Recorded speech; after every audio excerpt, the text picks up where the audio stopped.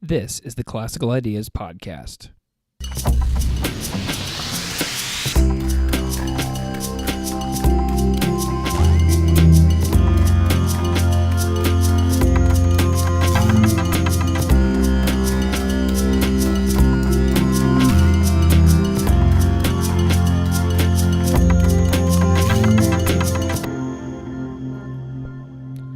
Welcome to the Classical Ideas Podcast. This is Greg Soen. When I was reading Dinty W. Moore's The Mindful Writer, I noticed an ad for other books from Wisdom Publications in the back of the book.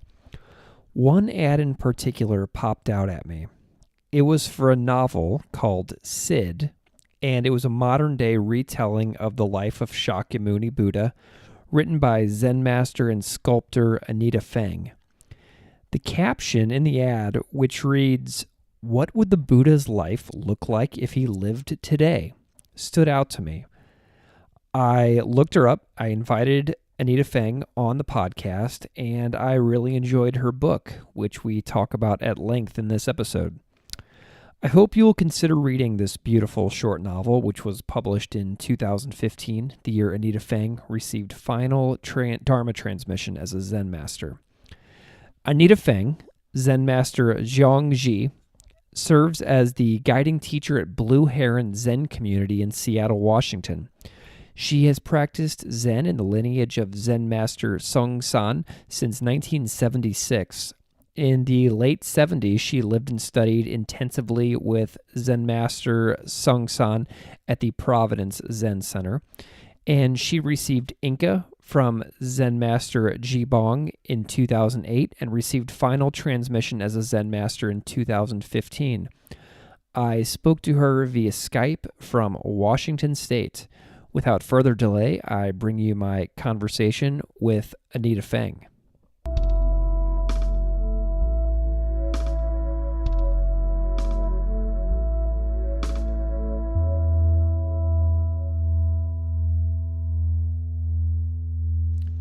Welcome to the Classical Ideas Podcast. I'm here today with Anita Feng. Anita, thank you for coming on the podcast. Thank you for having me. So I'm curious if you can introduce yourself, and some details I'd be curious about are your Sangha, your Dharma name, your writing, your art, anything that springs to mind. Well, several things spring to mind right away. I could just say a little bit by way of introduction. My Dharma name is Jeong Ji, and this is a Korean name because I teach Zen in the Korean Zen lineage. And the way I translate that name means no wisdom. I love that. Yeah. So this points to an essential core of Zen Buddhism, and we can talk about that later. My Sangha in Seattle is, a vibrant community of we have about 50 members, and we also have a small residential Zen training opportunity. So we have 5 residents who live there and train there and also go to their daily jobs or school and things like that. The lineage comes from Korean masters, Zen Master Seung Sahn. And he came in a fairly early wave of teachers from the East. He came in the early 70s. And can you also talk a little bit about your writing and your art? Yeah, sure. That's been a part of my life from the beginning. I'm convinced that before I could talk, I was thinking about art. I must have been, because I grew up in a household of artists and creative types. So I began writing with some passion in elementary school. There's that stage in 5th grade when they ask you to take up job shadowing, or some grade similar to that, and they say, just decide right now what you're going to be when you grow up, and go find somebody who does that and shadow them. So I raised my hand promptly and said, "Oh, I'm going to be a poet." And they said, no, you can't do that. You have to do something more practical. But I was always very stubborn, and so I found a poet. my mother was an artist, and that was a huge influence on both my artwork and also my Zen training. Just to give you a really short example, she did very fine pen and ink drawings, and she would spend hours and hours and hours, very detailed, very meticulous, all no pencil marks to begin with, pen and ink only. So people would ask her, what happens if you make a mistake? First thing she says is, I never make any mistakes. And then she would just wait, just wait for whatever happened next. And then finally, they'd just be flummoxed, and she'd say, well, whatever happens, I incorporate it into my art. Excellent. Yeah. And I have a painting in my house that reminds me of, where it's a giant vase of flowers, and the guy that I bought the painting from turned the painting over so the flowers are facing upside down, and he said, you see that in the background there that I painted over? That's a window in a painting that I almost destroyed. So I love that. And you are a Raku sculptor, aren't you? Mm-hmm, mm-hmm. Excellent. What is that? Can you talk about your sculpting? Sure, sure. I've been a working ceramic artist for 45 years, really my whole adult life. And, what I'm working on now in Raku sculpture is I'm making contemporary Buddhas and Bodhisattvas. That's just to talk about the subject of what I'm making. One of the things that inspired me to do that for my day job is that I wanted to have a Buddha for my home altar. You get online and they all look the same. Yeah. They all have the same expression, the same, just generally kind of mass-produced figures. And I thought, well, wait a minute. First of all, what is that teaching us about enlightenment and awakening? Does it all look the same? Are these human beings that we're talking about, or some kind of just completely extraneous iconography that has no bearing on real life? So anyway, that's what got me doing work in that direction. And then the Raku process, just to say a word about that, it's a very dramatic firing process. So for anyone who has ever done any work in clay, the usual procedure is you make something, you let it dry, you fire it in an electric or gas kiln, and you put glazes on it, and then you fire it again, and it takes a long time, and it cools off. You open up the kiln, and you're done. With Raku, this second firing, you use a very fast firing process. Then you open up the kiln when it's red hot and the figures are just glowing with molten glazes. And with iron tongs, you lift out the pieces right then and there and plunge them into a metal bin that's filled with combustible materials like sawdust or wood, just different things.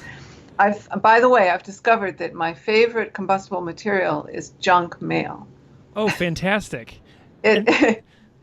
Not only is it a great recycling process, but there are certain dyes in the junk mail that just give very vibrant colors. So anyway, in that process, you put a molten hot pot into a bin with combustibles. It bursts into flame, and you slam a lid on it, which then starves the oxygen out of the environment. By that process, you get these vibrant, spontaneous, completely unpredictable colors. It's really amazing. I've spent so much time on your website lately, on your store, looking at all of your sculptures, and I would encourage everybody to go and find these because they are just astonishing and gorgeous. Thank you. Thank you for telling me about that. So you are a member of a Korean Zen lineage called Soen, right? Yeah, I mean, because we live in the West, and the first time Zen came over to this country, everybody called it Zen. We just go along and call it Zen too. Although Zen is the Japanese word for this practice. Son is the Korean word but they mean the same thing. Okay. So, yeah. So how does Soen vary from Soto and Rinzai? You know what I like to say about that kind of question when I hear it is, in a way, you can think about it as all these different traditions are like ice cream, and they each have a different flavor. Yeah. You know? So that part of that is a cultural manifestation. When you think about Soto and Rinzai, you know, if people aren't aware, Soto and Rinzai are both Japanese styles of Zen, but they come out of China. China is the birthplace of Zen. And there became these before Zen even entered into Japan, it went to Korea first. A lot of developments from China went in that geological direction. Mm-hmm. So to compare Korean Zen to Japanese Soto and Rinzai, while the fundamental practice is the same, there's a lot of sitting. Mm-hmm. There's an emphasis on the Buddha's words of all beings are capable of awakening. Everyone, without exception, is capable of awakening. Whether it's Soto, Rinzai, or Korean Zen, we take this literally and really mirror the Buddha's practice from when he was a young man and set off to find the truth. However, that as I was saying about these flavors, Soto is a style where they don't work with koans. Mm-hmm. It's called silent illumination, is a phrase that's used to describe. Rinzai, they work with koans, and that's a key feature in their practice. For Korean Zen, we do both. Interesting. But the way we work with koans is a little bit different than different from the way Rinzai practitioners do it. Excellent. So, in your view, what is the purpose of Zen? Because I've heard varying answers on this. Like some people have a goalless practice, and then there's also Satori, which is sudden enlightenment. So, what is the purpose of Zen to you? Yeah. I like to talk about it in terms of our mission statement. Sure. and as Zen Buddhists. And it's two-part. One is to awaken, and the second part is to help others. So to awaken, if to this other answer that you were given at some point about goallessness, is also pertinent to this goalless goal. We call it unwilled intention. So the idea behind this is that if you are striving for something like, for example, enlightenment, then already you've set up a paradigm that it's somewhere else. Mm-hmm. I'm here and enlightenment's over there, and that's a problem. That reminds me of the first line in the Tao Te Ching where you say Tao called Tao is not Tao. Exactly. Or Wu Wei, where you try to go against something and you won't reach it. Is that, you know what I mean? Absolutely. And it should be understood that, Zen, as it came to China, really married with Taoism. Yeah. Go ahead. Those two together, Buddhism, Taoism, and throw in a little Confucianism for good measure, and you have Zen. Fantastic. So you are a teacher of Zen. Yeah. And you have been ordained, and I know that you have some explanations about that that you mentioned. So maybe you could talk a little bit about that process, what your training was like leading up to being ordained, and what your Dharma transmission ceremony was like, things like that. Sure. Well, first of all, I had no intention or ambition by any means to become a teacher. The practice resonated with me from the first time that I heard about it, and I just wanted to do it. So my training began when I was living in Maine. I had my studio and doing my usual, just my life, and I came across this very famous book on Zen called Zen Mind, Beginner's Mind by Suzuki Roshi. Mm-hmm. I just thought, oh, that makes so much sense. So I just sold my house, got rid of all my belongings, and went to the nearest Zen master. This was in 1976. And the nearest Zen master happened to be Zen Master Seung Sahn, this Korean master, who was my first teacher. So I studied intensively with him. I didn't do any shopping. I just went for the nearest one. Proximity effect. Yeah. So in those days, there weren't very many Zen masters anyway, so that kind of made sense. So I just continued my training intensively with this Zen master. After a period of time, I left to raise a family. And, I just wanted to pull away from the pressure cooker of that kind of residential training. So I just practiced on my own for 15 years. Then I came back. By that time, I was living in Seattle and came back to practice with the local Sangha. Then I was training with my most recent teacher, Zen Master Ji Bong, also in the Korean lineage, the same teacher. We had the same root teacher. So at that point, I started training to become a teacher myself. And there is a rigorous process. Because we work with koans, there are a number of koans to explore and clarify in order to be considered suitable for teaching. Also, I must have... I think if I were to add up the number of retreat days that I did, that I have done, where you're just sitting from really early in the morning till late at night, probably more than a year of my life has been spent in retreat meditation. So a lot of days.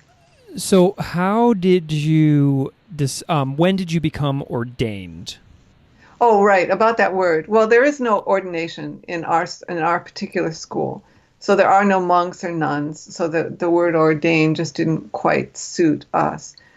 There are two stages to becoming a full-fledged teacher. In our school, the title is Jido Popsa is the first stage. And this means just essentially teacher. In Japanese, the equivalent would be sensei. Mm-hmm. So there's there's a ceremony for that when that happened.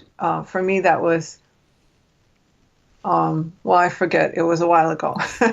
But there's a public ceremony, and one of the interesting features of the ceremony is that the public challenges the new teacher, koan style, to ask a question and just see how, first of all, it's not so much about whether it's considered to be a right answer or a wrong answer, but how do I comport myself? Do I believe in myself? Mm-hmm. Am I clear? Am I confused? So that there's a lot of stuff going on. Pretty daunting. It does sound scary. And then to train to become a Zen master several years later, there's a lot more koans to work with. And then after that, my guiding teacher, Zen Master Ji Bong, requested that I go to be tested by other Zen masters in other traditions. So go completely out of school and meet up with different masters and just let them have at me and see what happens. That is so rigorous. It sounds so fascinating and also utterly terrifying. I found it really, really interesting. I learned so much. When it came time for me to face that process, I asked if I could request that I meet with at least one woman Zen master, Mm-hmm. American woman Zen master, because I feel like although there are a number of women teachers in Zen now, it's still a relatively new phenomenon. And I wanted to learn about that. So, what do you think are some of the most often heard misconceptions about Zen in America? I guess one would be the misconception that we are navel gazers, that we are escapists. We're just going off and excusing ourselves from the real, in quotes, the real world. And that I find very interesting because, if anything, it's completely the opposite. So the whole process of meditation is training our minds and our hearts to be fully present in what is actually real. The weird thing about that is that most of the time we're going about our daily lives totally in our heads, completely driven by distraction, Mm-hmm. and we miss reality. I think that one of the first motivating factors for me to take up meditation is that I did not want to miss my life. You know, I wanted to be here for it. So that's one misconception. Another one is that, let's see, that, what was I going to say about that? That I guess that when you have some awakening experience or you have a certain amount of meditation under your belt, then you're going to be fine. You're not going to have any problems anymore. Mm-hmm. But I have some bad news to report. Life still happens. All kinds of things happen. The difference is that one is less driven by emotions and catastrophes. One is not so much controlled by one's emotions. We feel everything that anybody would feel. And so, like, when something bad happens, you have more of an ability to kind of handle that situation in the present instead of carrying it with you. You're able to deal with it quicker. It seems like that's kind of how it feels to me. Is that Mm-hmm. I'm more able to let things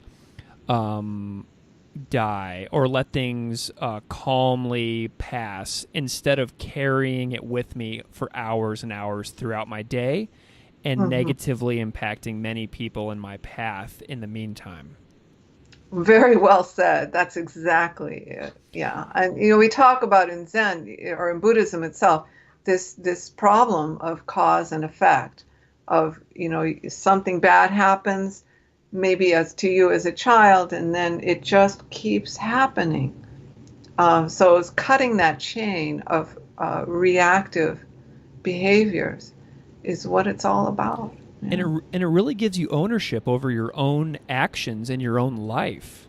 Yeah. Yeah, totally. So I want to spend some time talking about your book, which I have recently read, called Sid. So you wrote a novel called Sid, Mhm. and where you offer a telling of the life of the Buddha, as well as a modern day telling mirroring the Buddha through the life of a man named Sid. So what was the motivation for writing the book? Um, Mm. my first question, what was the motivation for writing this book? Um, I think it's kind of like the motivation that I had for my sculpture work. They're really very closely related. I think that artists, in a way, are can serve as a leadership role in change. In terms of making adjustments as this thousands-year-old practice goes from country to country to country. It seems a requirement of that practice to make it relevant and real for who we are now. There's another thing that motivated me to write this book, which is to rewrite the old story. And again, there's a little bit of I don't know, artistic license taken here, because if we think about history, history by definition is fiction by its selective rendering of Sure. events or partially or even misremembered events of the past. So there's some very interesting telltale signs that the history of someone who very likely lived at some point is a bit off. A couple of things. One is the missing part of women in Mm-hmm. the story, as is so common in histories around the world. Women are given short shrift. They are given supporting roles only, if that, and quite often they are simply killed off at the beginning of the story. Uh, yeah. My favorite thing about the Siddhartha sections is the bringing up to the forefront of Yashodhara and Avalokitesvara, the female characters in the story. So that's why I opened the book here. I was like thinking like, oh yeah, how do I say Avalokitesvara again? So I really wanted to compliment you on bringing those characters to the forefront as well. Mm. Thank you. Thank you. Another thing that I thought was pretty interesting for those who have read about the life of Siddhartha, when he marries his wife, Yashodhara, they have a son, Rahula. And if you read any religious text that tells the story, they say the definition of that name, Rahula, means fettered, a fettered one. And I'm a parent, I have children. No parent that I have ever met would name their child Fetter. Yeah. So clearly, this is a story that's written by monks that had a certain agenda to present. So I did some research. I did a lot of research. And I discovered that in, a couple of books written by linguistic scholars of that part of the world, they discovered that Rahula is actually a diminutive form of Rahu, which was a name that would have been given in a celebratory fashion, as was done in that day, for some astrological event. That makes me Totally so different. happy. That makes me so happy for Rahula, the historical Rahula, instead of everybody. And I'm going to use that in my explanations in the future with my students as well, because that fetter or that ball and chain description is so commonly used for Siddhartha's child.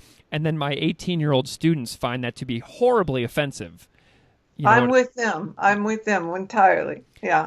Yeah. So, it's worth one of the joys of research is that you just don't take whatever is dished out as the truth necessarily. You really do your homework and you find out. Well, there's some other information here that needs to come to the foreground. So how does Sid inspire your own teaching? Yeah, I think if Zen as a practice of presence of mind is to thrive and grow and to help people awaken, it has to be a reflection of who we are in this world, in this time. I draw on my own life, my own insecurities and doubts and stages of life that are very common to all of us. A rebellious phase where you just want to cast off everything that your parents stood for. I mean, if that isn't the Siddhartha story in a nutshell, what is? There's something very noble and wonderful in a way for a young person to inquire for themselves. And what's so interesting about the way that you wrote the book is you have alternating chapter structure where you have the ancient story and then a modern day retelling. And the modern day retelling does such a nice job of mirroring the Buddha's life in the modern world that the Buddha, the historical Buddha, then becomes real in the here and now instead of some ancient figure in a palace in Nepal. Right. Well, I'm glad to hear that. That's my intention. Yeah. So you write the book and it takes place at Harvard. And the depictions of Harvard are so vivid. So did you go there and sit along the Charles River and on Harvard Square to write the book? No, but I did live in Cambridge when I was young, and my older daughter lived in Cambridge for a number of years. So I've been in and out of that environment at different times in my life. And if you know, I don't know if people know very much about this city of Cambridge. There are more universities per square foot or something there than anywhere else in this country. And at least when I was there, the general population is just that we were all under 30. We were, a city of young people bent on learning and, becoming something new. So it just seemed a fitting place to put this story. And also I thought about, okay, so what's the contemporary version? What could I use as a contemporary father figure? Siddhartha, in ancient times, he grew up in a house of rulers who had enormous privilege. And I didn't want to just have the modern day Sid being raised in a wealthy family. I thought, well, here's Harvard. This is a kind of it's Ivy League. It's super special, way up there in the ranks of academia. And I picked that also because I grew up in a family of professors.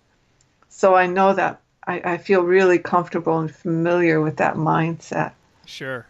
Yeah. And so the book moves very quickly through life. You're very spare in your prose, which is really interesting considering we've already talked about the declining attention span of people in the world. So this is an accessible book for anybody, even with very, very little spare time on their hands. So the book is fast. Did you cut a lot, or were you spare with your prose from the beginning of the writing process? Spare with my prose from the beginning of the writing process. I come to writing with the background of a poet, so I really do operate under the principle of less is more. Yeah, creating a space around a narrative so that the reader can participate with their own imagination, fill in the spaces with their own lives. Excellent. And so you present the Buddha through Sid in a very modern way. In this case, a young man who grows up through his life, and he experiences a lot of grasping in the story, that seeking to throw off his shackles, to get out into the world, to rebel, as you mentioned a moment ago. Do you see this grasping as sort of endemic to our society? I think it's endemic to human nature. Absolutely. There's a book that came out recently called Why Buddhism is True. I don't know if you've heard Robert of it. Wright. Yeah. So he came out here and gave a talk, and I had the chance to meet him and just discuss things with him a little bit. And it was very interesting. What he says about human beings as animals that are designed to essentially be unhappy. Mm-hmm.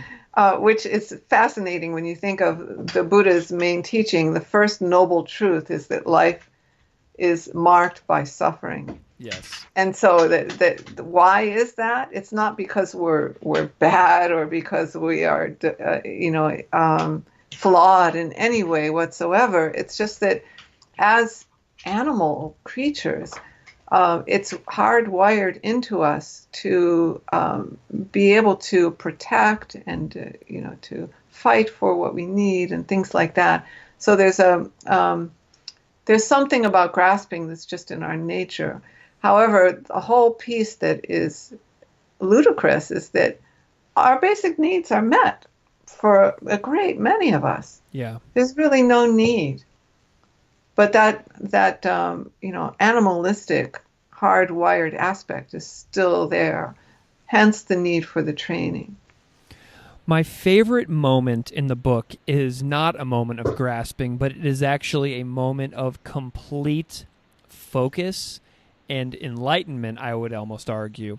So the line in the book is when Sid is holding his child, and then you wrote, a momentary flash of sheer perfection.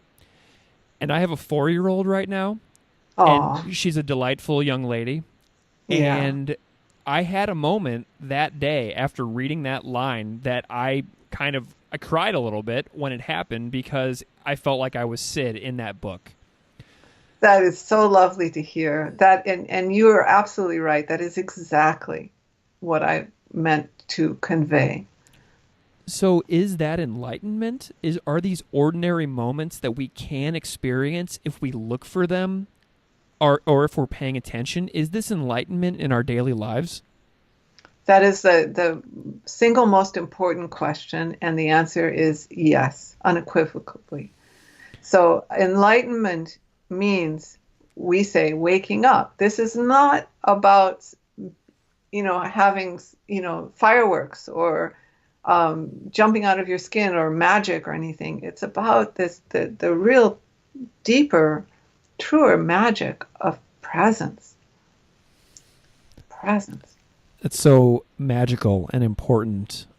Yeah. And there's so Yeah. much to say about that, but I almost feel like if everybody who listens to this just looks for those moments a little harder, that you'll see that they're already there and that you miss them 95% of the time. Yeah. One thing that I would add to that is that even if we miss it 95% of the time, it's okay. As soon as we notice it, that's actually a wonderful thing, because we notice it, we know then to come back. Yeah. Beautifully stated. So, what are the importance of the animals in the book? I noticed that you have these tiny poems spread Yeah. throughout, and I'm Yeah. hoping if you can just explain to me as a reader what I may be missing with the animal poems. Okay. I think of them a little bit as those Shakespearean minor characters offering their commentaries. I love it. We just finished reading Othello in my 10th grade English classes. Okay. So, I think we, as human beings, we think of ourselves as really important and very big. and, Yeah. and so, okay, I've thrown in a bear, and the two main animals are, well, there's a crow, a rabbit and crow. And I have to say, really, you asked about the genesis of this book, and it began with rabbit and crow. Long before there was any idea of Sid and Siddhartha, there was a rabbit and crow. And just to share this with you for a moment, I was meeting up with an artist friend for tea one day in Seattle, and we decided to do an art experiment, a collaborative experiment. So we decided we would flip a coin. Whoever got heads would begin a conversation that would be conducted in poetry and in art, back and forth. Every 2 weeks, we would respond to what the other person said. No dialogue around it, no rules. We would just do this. So we did this for 2 years. Oh, wow. And so my friend Linda, who is the artist in this book, she got heads. She went for a walk, and she saw a dead rabbit being eaten by a crow. And we were off and running. Sid and Siddhartha was already being told. I love it when books incorporate artistic pieces. My favorite translation of the Tao Te Ching is by the translators Stephen Addis and Stanley Lombardo. And Stanley Lombardo is in the Korean Zen tradition as well. Yeah. I know him well. And their translation has these amazing traditional calligraphy paintings by Stephen Addis that I absolutely love. So that is actually one of my favorite features about your book, is that my favorite translation of the Tao Te Ching has art, and this book has art, and art just makes novels better. So I agree. I was so pleased. I couldn't tell you how thrilled I was that I had paintings to look at inside the book as well. So thank you for that as well. And my best to your friend, the painter who collaborated with you, Linda, in the book. I'll pass it on. Thank you. So let's kind of bring our chat here to a landing over the next little bit. What are some of your future personal goals in your life based on Zen teaching? Oh, I think I would have to do a broad stroke kind of answer for that. I see my work as a teacher is as one of essentially being a student of the unknown. And I guess my primary goal is to not lose sight of that. Does this term, the don't know mind, does that resonate with you in your way of thinking too? That is our core teaching, our core practice. Yeah. Before thinking mind, a spacious mind. There are a lot of different ways that it's phrased, but I see this as an endlessly rejuvenating adventure, the adventure of don't know mind. It's really amazing, and my students love don't know mind. That's something that anybody can grasp. It's like, I'm going into something new today. Go into it not knowing what you're going to get and what you're going to experience, and you will experience more. Well, that's what got me started in Zen at the beginning when I read Zen Mind, Beginner's Mind. Mm-hmm. Even just the title of that book, I just thought, oh, okay, this is what it means to be an artist of one's own life. And as an artist, you can go into art each new day, and it helps you to break out of the, oh, I'm an artist, I know what I'm doing. Like, it keeps you open to experimentation, I would imagine, right? Right. I think any artist worth their salt would have to say the opposite. Oh, I'm an artist, I don't know what I'm doing. I have Love that. no idea. It's like teaching. I walk out of here a failure every single day. So That's wonderful. So I know you've mentioned Zen Mind, Beginner's Mind. Are there any other books that you would recommend for people interested in Buddhism or Zen? What would you recommend for all people to check out? I think that people might really enjoy my root teacher's first book, Zen Master Seung Sahn's book called Dropping Ashes on the Buddha. This is a really accessible book that's full of colorful stories and very interesting, dynamic, mystifying exchanges that the master has with his students. I think it's, each chapter is very short and, can raise a lot of questions. And it also teaches some fundamental things about Zen and Buddhism. I think that, let's see,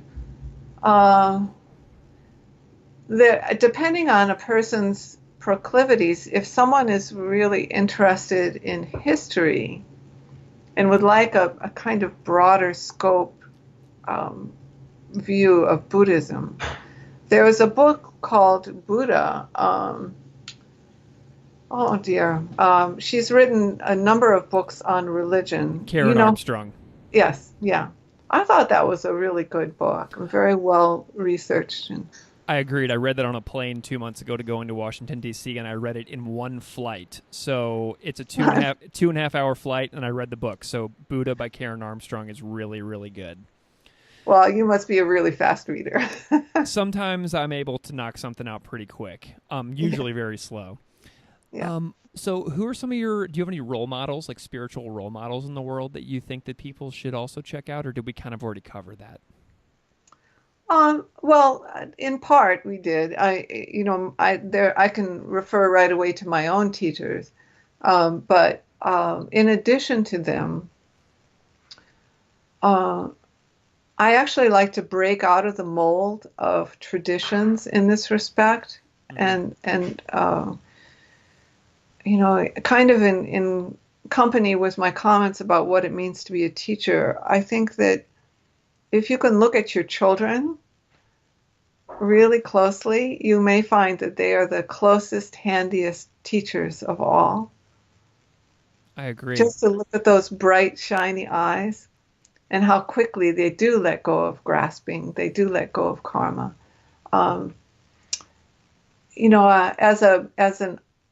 As a writer, I often get a lot of inspiration from fictional characters. I don't really know. I have very few boundaries in terms of where I find my teachers, and I guess I would encourage that above all. That if someone is looking for a keen-eyed teacher, just step out your front door. Keep your eyes peeled. What are a couple of your favorite novels? Oh, that's a tough one. Um, I go through phases, Hmm. and when I was a teenager, I just went through Russian literature entirely. Just read everything. I read War and Peace twice before I was 16. Oh my goodness. But that doesn't quite do it for me now. I, uh, huh, My favorite two yeah. Russian pieces are The Death of Ivan Ilyich and The Master and Margarita. Oh, I love that. I read that one twice too. That was great. And um, I guess I could say something about the kind of books that I like. These days I really enjoy novels in general because I find nonfiction to be more limited, which is an odd thing in a way because there's a topic and there's an agenda and there's some kind of dry summary generally. I just find much more vitality and three dimensionality in fiction. So you are on a podcast right now about all religions in the world. And so why do you think it's important for people to learn about multiple religions and not just the one that they may practice? I think it's critical. I think it's critical. Again, we have to step outside of our mental front door, our habitual frame of reference door. If we are to understand each other, if we are to appreciate other cultures, other worlds, other countries, other religions, we have to know what we're talking about. There's so much um, um, uh, prejudice and misconception about other religions that just gets perpetuated. Mm-hmm. So it's our responsibility. I feel that all high schools should offer a course like you do in religions. It's vitally important, and if it does, the younger it starts, the more likely we're to save this planet from self-destructing. That's how important I feel it is.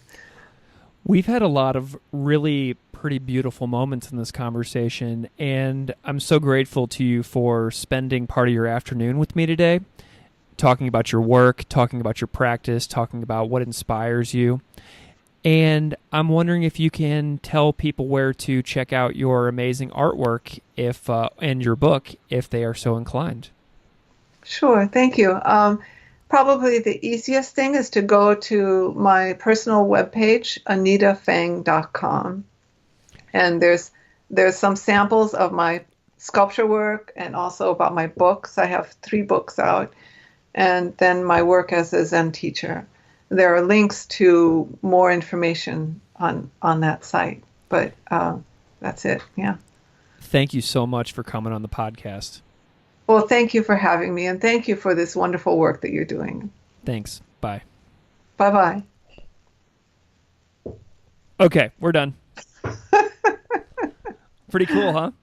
Yeah, that's great. You do a really good job. You seem to be a natural at this. I love it. I just like have a really, really good time with this.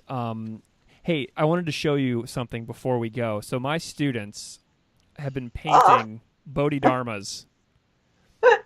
I love it. I Yeah. love it. So there's one. This is a really cool one, but I want to show you the creepy one this is my favorite one. You ready? My Cambodian refugee student painted this.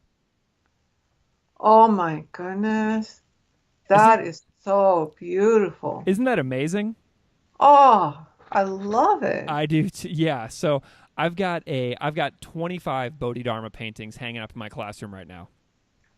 That is just amazing. Yep, and Really. he and his family left on a boat in the middle of a night several years Mhm. back, and he came to the U.S. with no English, and now he was in a religions class, and he painted me this fantastic Bodhidharma, and I was like, "You should take that home. That is incredible." He's like, "No, I want you to have it." So he gave me this amazing gift.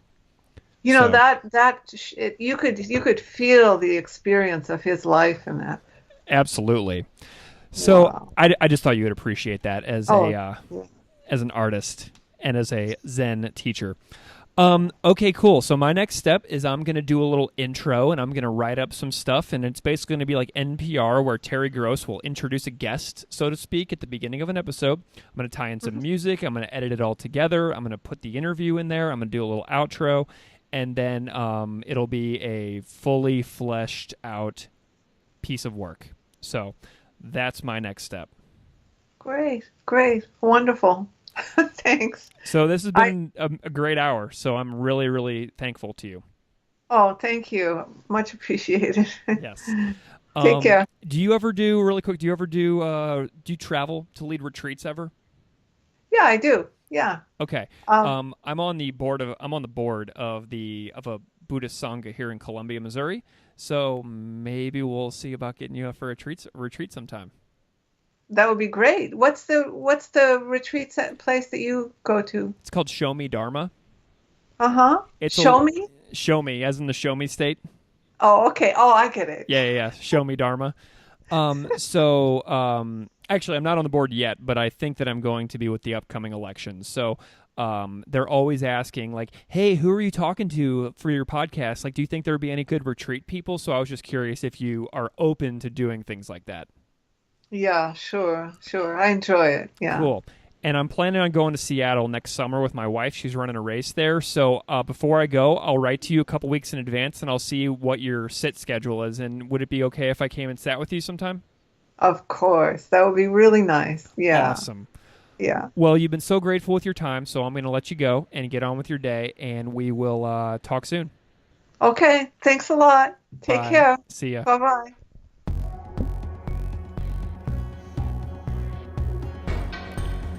The Classical Ideas podcast is written and performed by me, Greg Soden. Original music is composed and performed by Derek Strybig. His music can be found at www.wearewarmmusic.com. Thanks for listening.